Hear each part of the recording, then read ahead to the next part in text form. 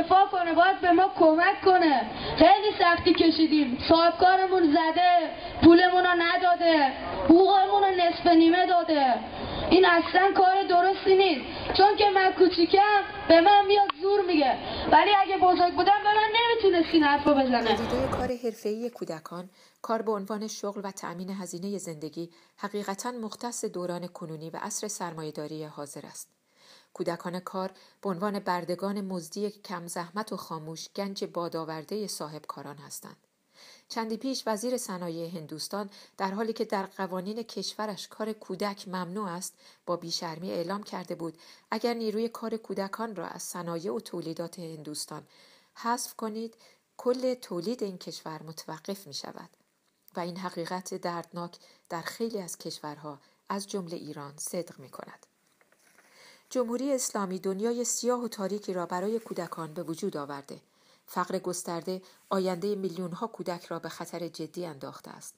ده‌ها هزار کودک دچار سوء تغذیه هستند و با ترتیبی که پیش می‌رود زندگی مردم به طور واقعی در خطر جدی است.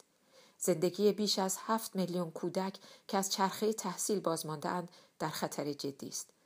هر روز که کار کودک و وجودش در خیابان‌های پر از خطر و کارگاه‌های نمور قالیبافی ادامه پیدا کند، تعداد بیشتری آسیب می‌بینند، تعداد بیشتری سلامتیشان را از دست می‌دهند، تعداد بیشتری از آموزش محروم و آیندهشان نابود می‌شود.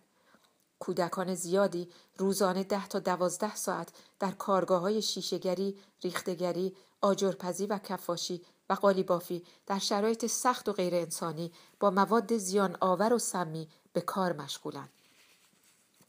با مواد شیمیایی خطرناک سر و کار دارند و در معرض انواع بیماری‌های جدی و کشنده هستند. حتی با وجود رذل‌ترین و خشن‌ترین نوع حکومت سرمایه‌داری که در ایران هست، نباید امتیاز گرفتن به نفع کودکان غیر ممکن به نظر برسد. غیر ممکن دانستن این امر به معنی تسلیم شدن است. به معنی پشت کردن به کودکانی است که مجبورند برای فراهم کردن لقمه نان گدایی کنند و بیش از روزانه 10 ساعت در خیابان‌های پرخطر شهر کار کنند و هزاران خطر جدی را به جان بخرند.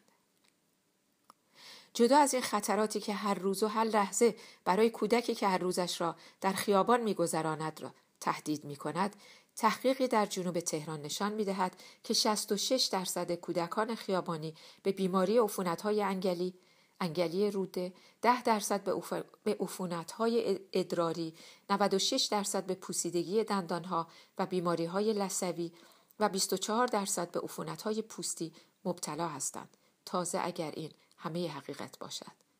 ممنوعیت کار کودک یکی از خواسته های مهم ماست و بایستی هرچه زودتر چاره‌ای برایش پیدا کرد.